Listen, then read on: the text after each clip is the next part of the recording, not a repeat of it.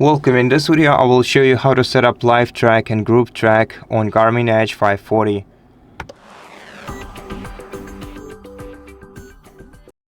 First of all, on our device we're gonna have to scroll down to menu, open the menu section, then select safety and tracking, then let's scroll down to LiveTrack. Here we can enable the auto start of the LiveTrack. We can change the LiveTrack's name.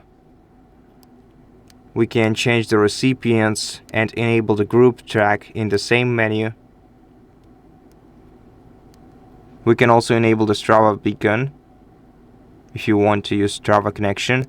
You can also enable the course sharing and a spectator messaging, extending LiveTrack, and adjusting the rest of the GroupTrack settings, which is the sub version of the LiveTrack. So in GroupTrack settings you can choose to either choose whether you want to see connections on map, whether you want to message notifications, and select your activity type. And that's it. Thank you for watching this video. If it helped you, please consider subscribing to our channel, leave us a like and a comment below, and I'll see you in the next one.